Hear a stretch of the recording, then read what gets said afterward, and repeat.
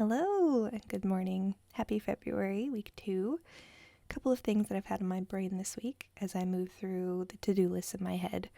First, we have a loaded week. Lots of the regular stuff, of course. Laundry, dishes, kiddos, meals, pets, cleaning, etc. Plenty of that as always.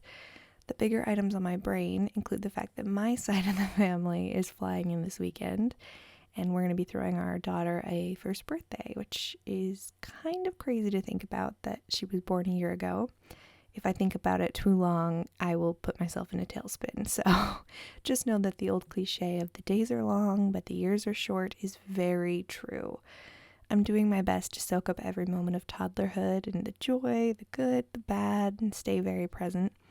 Luckily, most of the planning is actually done. We're going to keep things really simple in terms of celebrating some family, friends, yummy pizza, just a good time together. I'm honestly really trying to be present but also plan ahead and kind of strike that balance, but it's work in progress. Speaking of work in progress, I have found that with a toddler, my poor hair just doesn't stand a chance. I almost never do it. So I found that if I style it on Mondays, I can kind of keep that for a few days and then put it up or in a braid at the rest of the week and the weekends. But for a special occasion like her birthday, I attempted to do it the day before. I was having kind of a rough night with backaches and cramps and just feeling generally low. Kind of those feelings unfortunately took up the beginning half of the week, which brought my energy down and generated like a general grouchiness that I was trying to shake. Kind of like when you have a cloud over your head and you don't want to feel bad, so you're trying your best to keep going. Kind of like slow motion or low battery, you know? You just got to remind yourself to take things as they come and try to be kind to yourself. So I put on my headphones and press play on an audiobook I've been listening to called The Heaven and Earth Grocery Store. I've got to say it's been pretty good. I didn't initially like it starting it, but then as I've neared the end of the book, I've started to like it more. And I just tackled the power hour of cleaning the room and the kitchen. I gave myself the grace to only do an hour and then reheated my hot pad to like hot lava temperatures and crawled into bed and got some sleep. Waking up, I knew I had plenty to get moving on, so finishing the last of the laundry, doing my best to have a positive attitude about a long week ahead, and I have a slew of daily goals that I've been trying to meet and remind myself to do. And those have been really helping keep me grounded on the days that I'm not feeling so peppy and like up for anything.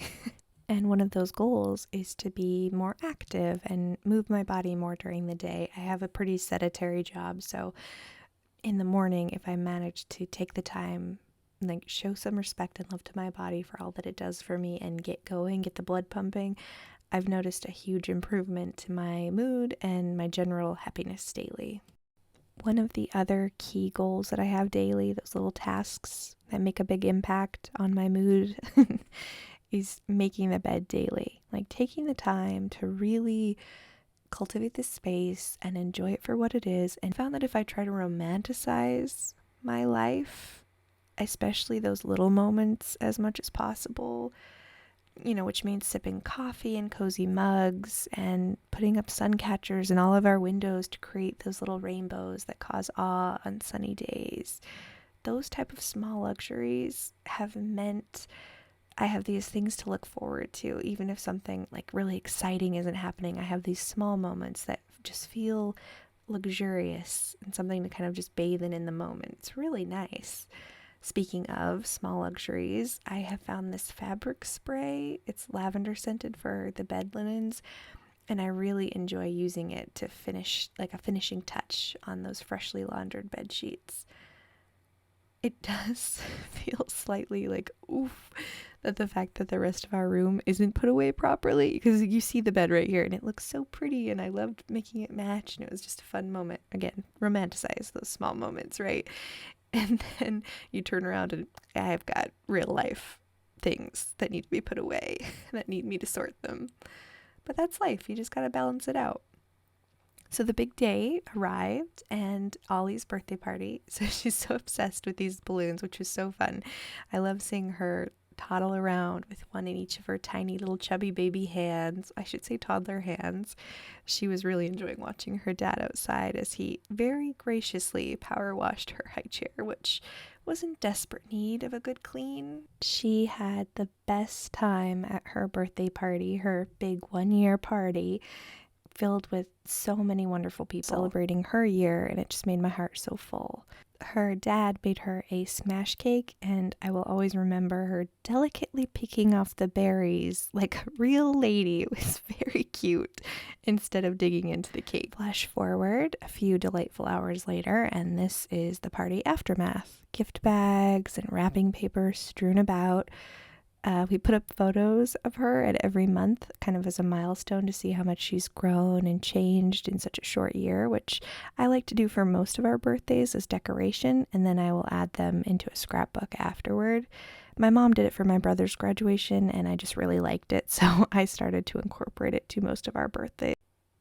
We have plenty to clean and tidy up, but I think it's a sign of a day well lived. And it was just an excellent moment. A long week, not always easy, but the balance of a truly beautiful weekend made it worth it and turned my mindset around. Thanks, and take care.